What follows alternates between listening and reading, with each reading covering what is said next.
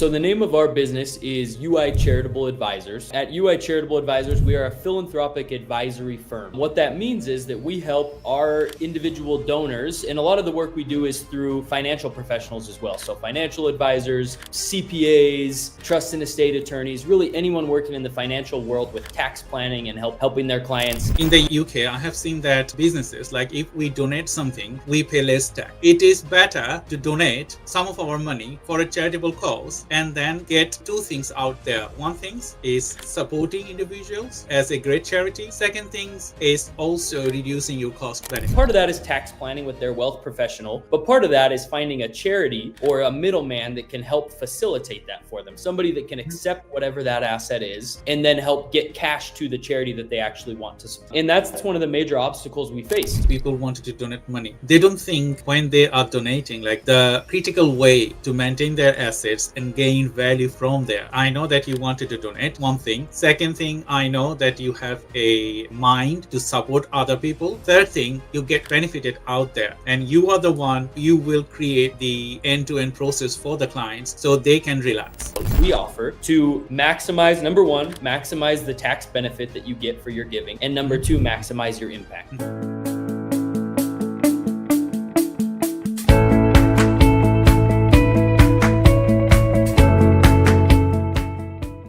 Hello everyone. Thank you for joining today's Innovative Circle podcast. I'm your host, Dr. Shah Siddiqui, CEO of Time Research and Innovation, GenZ Marketing Agency, and Chatbot AI. 𝐈𝐂𝐿𝐴 is an initiative to bring innovative ideas, transformative strategies, and forward-thinking insight from various industries, whether it is in technology, artificial intelligence, marketing, finance, lead generation and sales, business advisory and development, tax and accounting, or sustainability. We bring you insights from some of the brightest minds, C-level executives, and industry leaders who are shaping the future. In today's episodes, we are thrilled to welcome Hyrum Grenny, is the Director of Partnerships at UI Charitable Advisors. At UI Charitable Advisors, he supports financial advisors and clients by giving a strategy that align with long-term goals, with experience in philanthropy, impact consulting, and behavioral science. Hyrum helps individuals and organizations use tools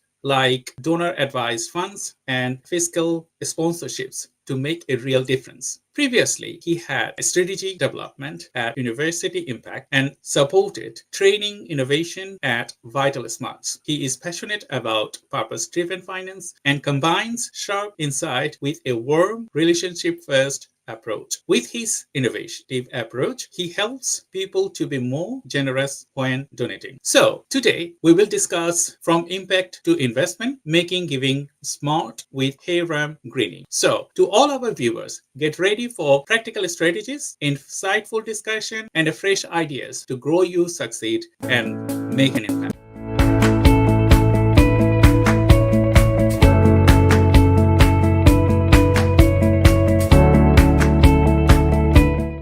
Hello, Hyrum. Welcome to Innovative Circle podcast, and thank you for joining me today. How are you? I'm doing very well. Thank you for having me. I'm excited to be here. Thank you very much. It is a pleasure. You know that at Innovative Circle podcast, we bring different ideas and different time to talk about. So you are the first guest that we're going to be talking about charitable Awesome. work. So I think our viewers, they will love to hear your thoughts. How do you work and how you are making impact to change the society? So thank you very much for your time. As usual, with all of our episodes, we ask questions, set questionnaires to get to know your work and how you are impacting to the society. So we're going to be doing the same for you here today. So my first questions to you, could you please provide an overview of your business and share what inspired you to enter to this field? Yeah, of course. So the name of our business is UI Charitable Advisors. At UI Charitable Advisors, we are a philanthropic advisory firm. What that means is that we help our individual donors, and a lot of the work we do is through financial professionals as well. So financial advisors, CPAs, trust and estate attorneys, really anyone working in the financial world with tax planning and helping their clients not only receive the tax benefits that they want, but also achieve their charitable goals.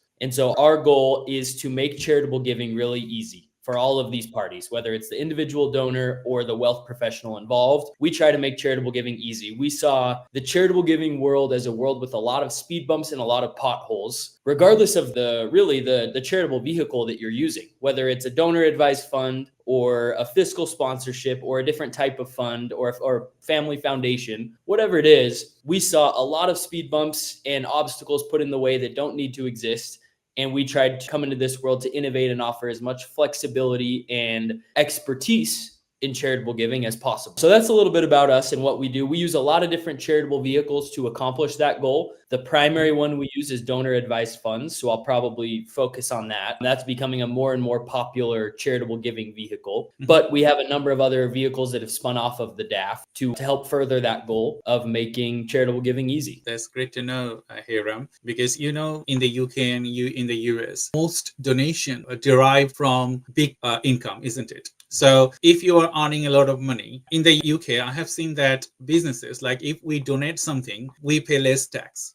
Yeah. So it is better to donate some of our money for a charitable cause and then get two things out there. One thing is supporting individuals as a great charity. Second thing is also reducing your cost benefits. So I think the work you are doing is great to attract new businesses, fresh bloods, and all other things. My next connecting question to you would be, could you discuss a major obstacle you have in the business and the key issues in your industry and how solving these issues making a difference to your clients and the collaborators? Yeah, it's a great question. And to your point, you're right about the two benefits that can come from charitable giving. What we saw is that it was done in such a simple way that didn't meet everybody's needs. And so most people can go give cash to the charity down the street. That's good. They can get a tax benefit if it makes sense for them to itemize based off of that amount, and they can get some type of benefit from that, but they're just giving cash at the end of the day. And that's not actually the most efficient asset that somebody can give to charity. And so there's this entire world of, and that part of that is tax planning with their wealth professional, but part of that is finding a charity or a middleman that can help facilitate that for them. Somebody that can accept whatever that asset is and then help get cash to the charity that they actually want to support. So that's the void we fill in a lot of ways. And that's one of the major obstacles we faced, to your second question.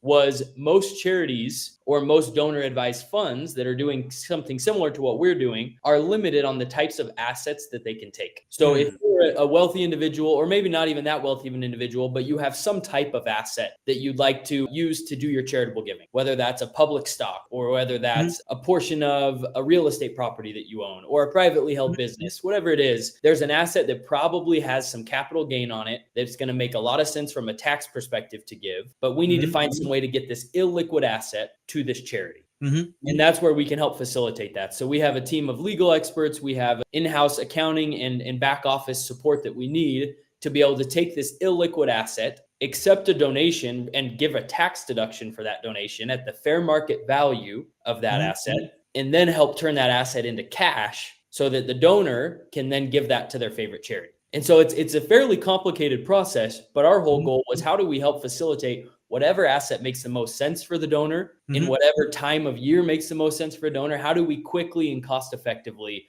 help that illiquid asset get liquidity and get to the charity that they want to support? That was a great explanation, Hyrum. I think people normally, as you say, that people wanted to donate money. They don't think when they are donating, like the critical way to maintain their assets and gain value from there. So it's a great example that you mentioned that, yes, I know that you wanted to donate, one thing. Second thing, I know that you have a mind to support other people. Third thing, you get benefited out there and you are the one, you will create the end-to-end process for the clients so they can relax, isn't it? Exactly. Yep. And that's really one of the biggest obstacles we've faced has been, what does that end-to-end process look like? There are charities that have tried to do this in the past, but it costs a lot of money for the client. It's not simple. It's not easy. And by the end, everyone's ripping their hair out because it was such a nightmare of an experience. And so the real obstacle was, how do we deal with the complexities of transferring the ownership of whatever this asset is, giving the tax deduction, us doing the back office accounting for this asset? It's fairly complex to take on a whole bunch of illiquid assets as a nonprofit and show that, hey, this actually is charitable. We're liquidating them for a charitable purpose and we're giving them to a charitable cause. So there's just a lot of complexity along the way, and building out the operational back office processes for something like that is not a simple undertaking. I totally agree with you. So thank you very much for adding this value to the audience. And I think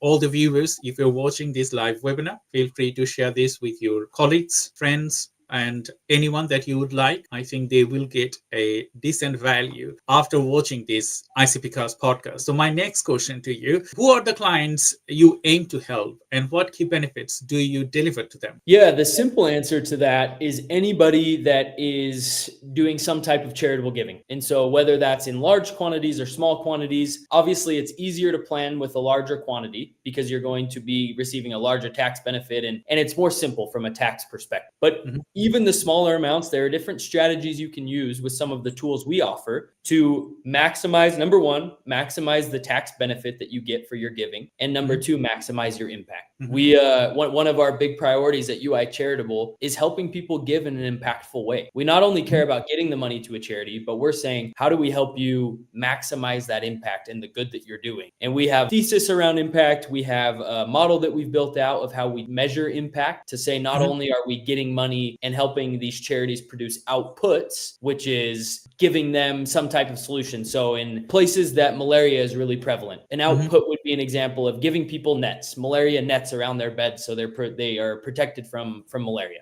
That's a really common example of an output. So we don't actually know if we're correcting that problem, but we do know we're distributing nets. And so we're trying to shift the world of charitable giving away from looking at these outputs of saying, hey, we're doing a lot of good because we're giving out these nets. That's the first step. The outputs matter, but that's not actually the impact. The impact comes when we see a decrease in malaria, when we see that people experiencing the consequences are actually experiencing something better now. We're changing their lives for the better. And we're trying to help shift our clients' perspectives from we're distributing nets or we're giving people food or whatever it is. Sometimes food can be an outcome, but moving away from these outputs focused philanthropy to outcome focused philanthropy. That's a great example, Hyrum, because when we work with clients, sometimes some people, they don't think about the outcome. They think that, okay, they are doing a great job and that job will provide outcome, but they don't worry about what outcome actually they will get. So when I started working with people in business, what I did, the way you that mentioned that, okay, you will get this outcome and this is my responsibility to get that outcome for you, because other people, they're not going to say that, okay, you will get this outcome because they don't know what outcome they will get. So that's a great question. And so my next question to you, what makes your approach unique in helping clients achieving these outcomes? Yeah, I love that question. That's where we drive a lot of our purpose and a lot of our excitement as an organization is based off of what we're trying to do different. And so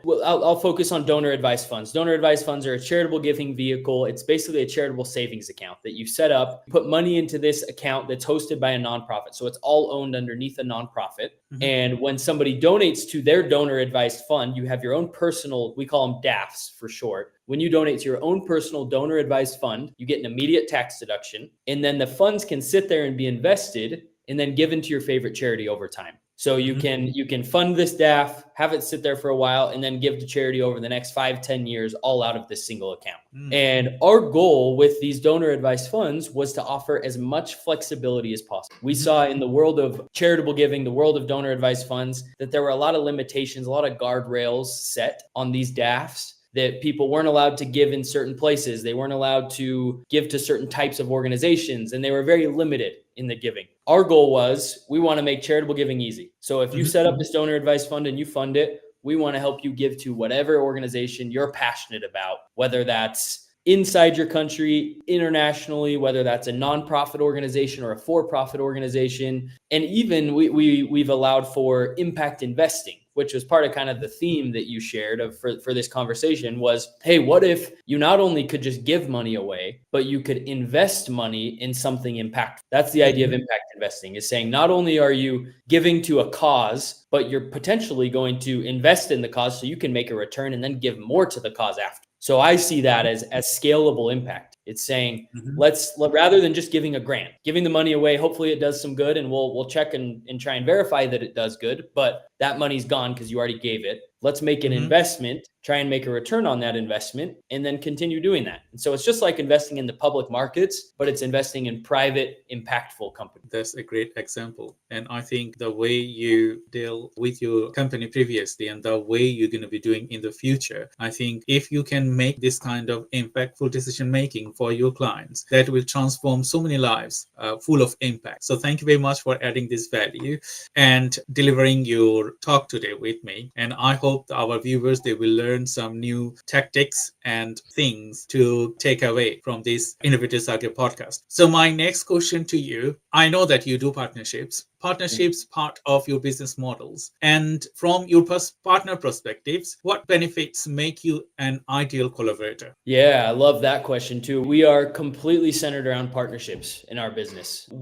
Our entire flywheel, if you will, if anyone's read Good to Great, that talks about the flywheel and how once you set the flywheel in motion, that momentum can keep going if you have a good, strong flywheel. We've built our flywheel fully around referrals. And so our whole concept is establishing these really loyal, successful partnerships with wealth professionals. So that's advisors, like investment advisors, CPAs, attorneys, different types of professionals helping clients do their estate planning and charitable giving. So establish these partnerships, show that we can successfully help their clients achieve their charitable goals, just like we're talking about, whether that's through a donor advised fund or another charitable vehicle, whatever it may be, prove that we can successfully help them do their charitable giving, give these wealth professionals a delightful experience, so then they bring us more of their clients. That's what our whole business is centered around, is these partnerships with these wealth professionals that are helping all kinds of clients, that funnel them to us so we can help create this impact in their lives and in the lives of the people involved in the causes they wish to support. And so partnerships are really our sole focus. How do we develop deep partnerships where we're talking about important things and helping them help their clients give to the causes that they're most passionate about, which at the end of the day, that's what we find people are most excited to talk about. They care about their financial well-being. They care about their investments in the stock market. And when it's tanking, they're worried and they call, and all of those things matter. But at the end of the day, what they really, really want to talk about is what they're passionate about. And typically what they're passionate about is what they're giving. I totally agree with you, because when you have a patient and then you wanted to find a right partner they have right tools to implement your patient to execution. That's way you get it succeeded. Sometimes, and you know that there are tons of charitable organizations. So those charitable organizations, they are supporting someone, but they don't know the back story of that charitable company. So my next question would be to you, how do you determine that your charitable organization are the good fit for the company that you are supporting? Because if in the US and in the UK, we have to look into a lot of different things, that the funds don't get diverted to the terrorist, the funds don't get diverted to do something ingenuine, and all those things. So how do you determine those things and assure your partners that you are on the right hands? Yeah, so it's twofold. I love that question too. It's a twofold commitment there. We have a legal obligation when funds are donated into a donor advised fund or another charitable vehicle underneath our nonprofit. We have a legal obligation to make sure that we are giving funds to a real life charity that's doing real life impact. That's part of our legal obligation. So we're in trouble if we don't do that. That's number one. Number two is we have an internal ethical commitment to give to impactful organizations to help elevate impact and philanthropy for our clients. And so we do that, as I alluded to this earlier, but we have a very in-depth impact measurement model. And we actually do a lot of impact consulting for different nonprofit organizations as well. They come to us and say, hey, we are doing all of this work, but we want to know, are we actually impactful? Are we actually doing good the way that we hoped we would in the world? So we have an impact measurement model that we use that tracks. It's designed to plug in all of the outputs and your thesis statement of your intervention that you're trying to do in the world, of saying, here's what we're combating poverty in sub-Saharan Africa, or whatever it is, whatever the region is, whatever the mission is. Here's what our intervention is. And then we track this all the way along our model to say, is this actually creating the impact we set out to create? And we do that by looking at the outputs, checking what the outcomes of those outputs are, and then seeing if we can attribute the actual impact to those outputs. So we're saying, are the activities we're doing actually what's creating this impact? And what, at the end of the day, what we're trying to make a difference in are the actual consequences that these impacted people are. So what negative consequences are they experiencing as a result of the problem? and what positive consequences are they experiencing as a result of our solution. So first we gain a very, very in-depth understanding of the problem, and then we move to solution. That's a great example, Hyrum. And I think the viewers, you will understand the critical aspects of the work that Hyrum is doing with his organization. Like when you work with different type of charitable organization and different type of donors, you have to marry them together to make a long-lasting relation, and that is very difficult thing to do because you don't know on the other end how the fund is being used. So the way you describe, I think the viewers they will be assured and overcome their barriers to introduce more clients with you. So thank you very much for joining. Yeah, if I could make one quick comment on that, that's part of our consulting service as well, is saying we know some clients know that they're passionate about a geography or they're passionate about a type of impact, but they're not sure what organization to give to. Just to your point, it's hard to marry the two perfectly for the client or the donor to know that this organization is actually doing what they're saying, or to even know that the organization exists. Sometimes, even though we have all of these masses of information coming at us at all times in this world today, it's still hard to sift through all that noise and find what we actually know that we care about and what we want to give to. So part of our consulting service is taking a client's passions and understanding them and saying, okay, we know that you want to fund preservation of the Amazon forest. And so our job then is to go in through our connections and our networks and different people we know in different places to go find the organizations that can be married to this donor, to say, here are organizations that are impactfully preserving the Amazon forest. We've not only found them, but we've done our due diligence to say they are actually impactful. So that's a lot of the consulting we do, is helping donor find opportunity. Thank you, Hyrum. Thank you very much for joining today's The Innovator Circle podcast. To all the viewers, thank you for watching 𝐈𝐂𝐿𝐴, and I'm Dr. Shah Siddiqui, and I have Hyrum, the directors of partnerships at the UI Charitable Advisors. For now, we are taking a brief break before diving into some fantastic insights. Stay tuned, and we will be right back.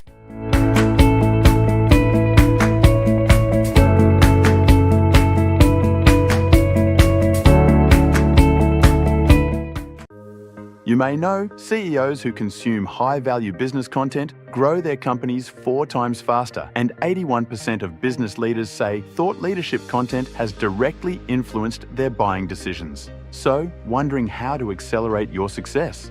𝐈𝐂𝐿𝐴 isn't just a podcast, it's your gateway to fast-track business growth. What you'll gain with this program?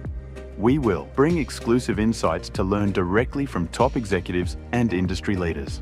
Adopt technology and AI to understand the market and the buying preferences. Build data-driven strategies to foster sales tactics, content creation, and social selling to increase authority and persona. Accelerate transformative conversations to break boundaries, spark innovation, and lead with confidence. On-demand learning to gain expert insights anytime, anywhere, at your convenience. Build a powerful network. Connect with key decision makers to shape the future of business. So, what are you waiting for? If you are ready to lead your industry with clarity and confidence, 𝐈𝐂𝐿𝐴 is your ultimate tool for success. Book your cast with me today.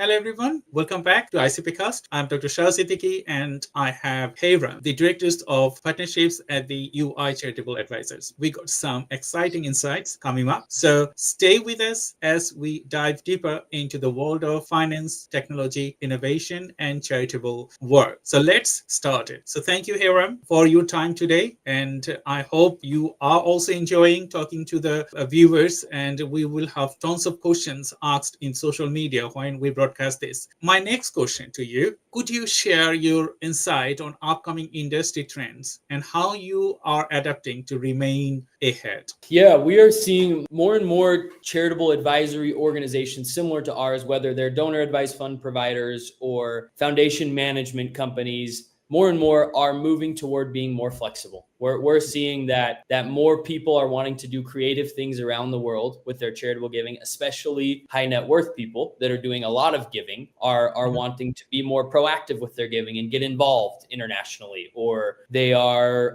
wanting to do something that they'll set up a donor advised fund or another charitable vehicle of some kind, and then realize that they actually want to get a little more creative with the giving that they can do, and that vehicle might not be a good fit. So they're looking for organizations that help them pivot into being able to find the right fit for a vehicle of something that can help them accomplish their giving goals. So as we're seeing different organizations become more flexible, we're staying on the cutting edge of all of that. That was our goal from the beginning, is to offer cutting edge technology that makes it really easy to do all of this and to help people give however and wherever they want to give. So we're staying on top of all of the IRS updates of different ways that these vehicles can be used and how we can help people implement them to their full potential. Great explanation, Hyrum. Thank you very much for your contribution today. So my next question, can you discuss a measure of struggles you have overcome and lessons you have applied to your professional approach? Yeah, definitely have had many as we've built this organization. And one of the main ones was that we kind of set out with this mission. We had this light at the end of the tunnel that we were searching for, and we weren't totally sure about how to navigate all of the obstacles on the way to that light at the end of the tunnel. There were a lot of I mentioned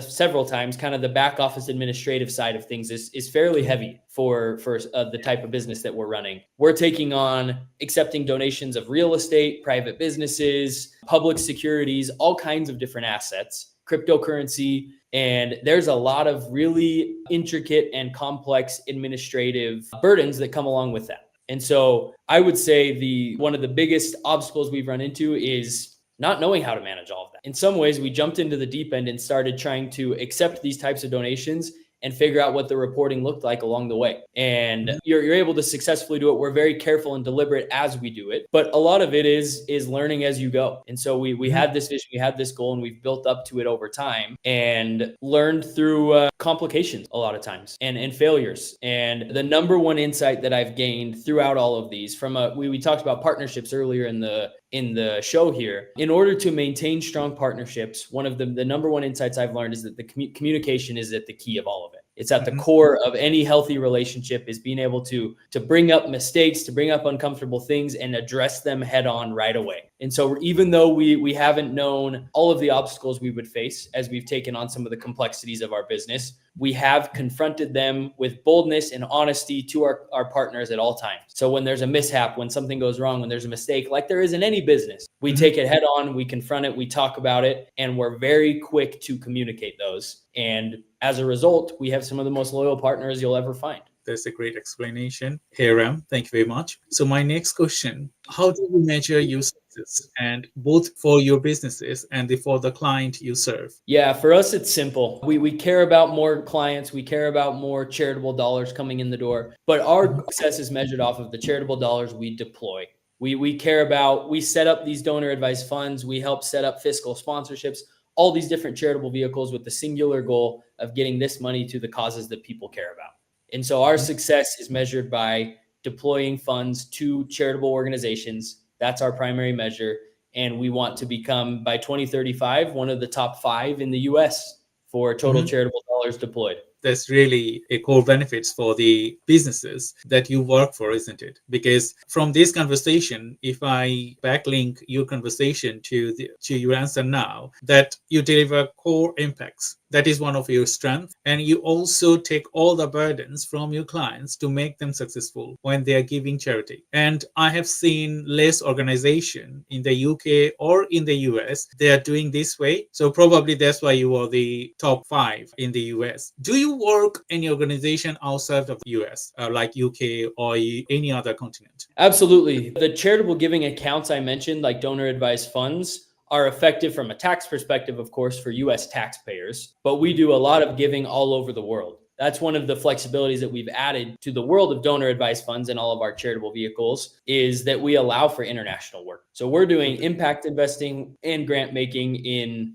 all kinds of different places throughout the world. And we have partners in all of these places that help us find different opportunities so we can be well-versed and experts in what the most pressing problems are in each of these regions. Thank you. My next question, can you share a story of particularly rewarding projects of your client success that highlights your impact and you feel proud of delivering that? Yeah, we had a really fun one. So donor advised funds I mentioned are that charitable savings account. One of the restrictions on donor advised funds is that they can't give to individual people. They have to go to organizations, charitable organizations. And we had one of our donors approach us and tell us about this story that she heard. I guess it was, I think they heard it through the news. She's from academia. So she spent many years being a professor at very prestigious universities.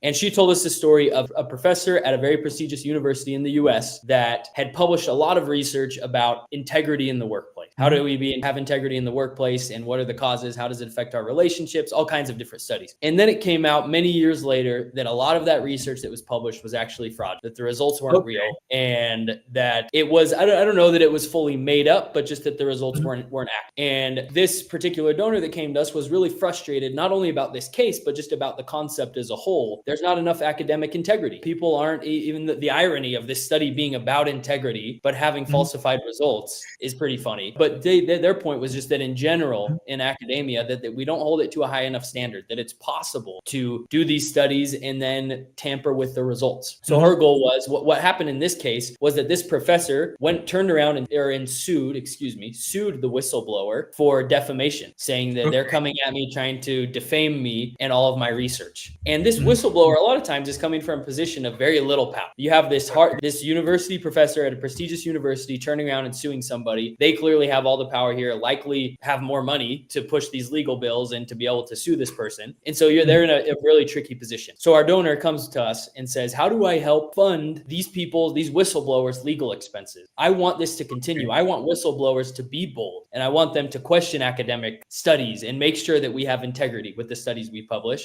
And so we helped them create this, what's called a general field of interest fund. It's called the Academic Integrity Fund, where tax-deductible dollars can go into this fund, give the donor a benefit, and then whistleblowers that are trying to preserve academic integrity can apply for grants from this fund, go through our acceptance process, and receive funding to pay for their legal expenses. And the idea is that it encourages this type of whistleblowing. We want people to help us preserve academic integrity. And so that's the idea of the fund, is to pay for those legal bills and make it so they can deal with the backlash when they do come out and do what's right. Great example, Hyrum. I'm an academic myself. And everywhere is not black and white, okay? Yep. So sometimes if you raise your eyebrow, there is a cost. You have to pay, okay? That's why people normally don't raise their eyebrows. Like you say, whistleblower, it could destroy your lives, your academic career and everything. So if you're supporting a good cause, like, okay, I can raise my eyebrows and I can point it down and I am protected with the funds. That's a great cause. I did not know it previously. So you were doing a great work. So thank you, everyone. We have some few more questions to go through with Hyrum, but I think you are enjoying this episode of ICPcast, and please share this episode with your friends, family, colleagues, whoever you wanted to. I think they will get some good insight from our conversation today. I'm Dr. Shah Siddiqui from ICPcast, and I have Hyrum from the UI Charitable Fund. So one thing that I wanted to ask you in relation to this question, what skills and traits do you think have been most important for your success in the industry as an innovator? Yeah, I would say the number one that sticks out to me most would be authenticity. And I say that both internally and externally. We have a real culture that we've built at UI Charitable is all designed around authentic connections with other people. We believe that you don't have to be best friends with your coworkers. I think we hear that different places, and sometimes you can just have a healthy working relationship, but we believe that that's a deep, important, healthy working relationship too. So we believe in trying to create opportunities for connection and authentic relationships within our organization. And then as a result of that, that's felt on the outside of our organization as well. We're centered around the partnerships, like I mentioned earlier, and we try to teach teach the manner in which we build these partnerships to be in a very authentic way, where and it's easy to do when we're talking about charitable giving and something that's meaningful and kind of hits home for a lot of people. And so that part of it helps. But just on the surface level of building these partnerships, we believe that it's in an authentic way where it's same thing with when I mentioned when we make mistakes and confront them quickly. It's bringing up whatever needs to be brought up in a partnership very, very quickly, whether it's a problem, whether it's congratulating someone for good, for better or for worse. It's open communication and authenticity every step of the way. Thank you very much, Hyrum. My next connecting question to you. Are there any misconceptions within your industry that you wanted to clarify to the viewers today? Yeah, a couple that come to mind, especially with donor advised funds, are number one, that certain types of assets cannot be donated. That's a more practical misconception, but a lot of people think that you're just going to be giving cash or you're just going to be giving public securities. And really that's with charitable giving in general, but specifically with donor advised funds that are gaining a lot of popularity, it's not just limited to cash and public securities. There are all kinds of different assets that you give. So it's worth looking into regardless of whatever asset you might have. Number two is that giving doesn't have to be limited to your country. If you're in the UK, it doesn't have to just be limited to the UK. If you're in the US, it doesn't have to be limited to the US. There's a world of possibilities. Discover your passion and then figure out how you give to it. Thank you very much. My last questions before I jump into some personal questions with you. What advice do you give to aspiring entrepreneurs looking to make a mark in your fields? Yeah, I would say from my experience, this entire journey started from me going to lunch with somebody who I thought was smart, asking them a whole bunch of questions and not understanding most of the answers, and then diving into an experience with them based on, it obviously wasn't that simple. We didn't go in completely blind into this experience, but from a first lunch that I understood very little of, we dove into this incredible experience. And it was all just from a mutual connection. So I think the number one thing is expanding your network. No person is a waste of time. And whether that's just for a personal relationship with them or professionally speaking, it's trying to meet and know as many people as you possibly can, because you never know when that connection might come back to benefit you or to benefit them. I totally agree with you because, being brought up in Bangladesh, I have different type of obstacles in my lives. Then when I came to the UK, I also had obstacles in relation with culture, in relation with language, in relation with a lot of other things. But I overcome those barriers only to make friends, only to work with, only to asking questions. Yes, I know sometimes some people, they get bothered. Okay, why are you asking too many questions? Who are you? But it doesn't limit my capacity. So that's why I'm here now. I'm a person with huge disabilities. If I don't disclose it, people don't understand it. I had a brain tumor surgery, but still only my willingness to learn more and to work more get to where I am now. So thank you for your authenticity and as well as talking to the viewers today. Now, I will just jump into asking you a few silly questions, okay? If you wanted to answer, you can answer or you can pass, okay?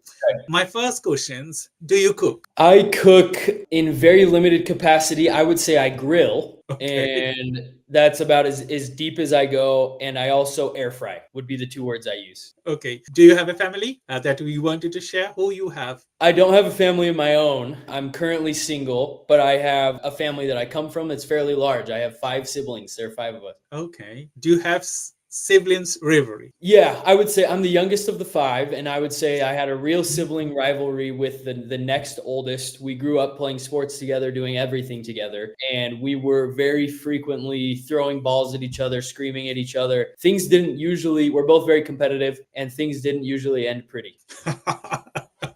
That's great. What's the most critical things you think that you will not do, even that will benefit you lots of money? Ask that again. I'm not sure I understood. You will earn lots of money, but that's very critical for you. You wouldn't do it. Oh, that I would do even if it didn't mean earning lots of money? Yes. Well, I'll never stop some more trivial things. I'll never stop playing basketball. I'll never stop playing basketball. I'll never stop playing golf. Golf is probably the big hobby that I'll never make lots of money. In fact, I'll spend lots of money.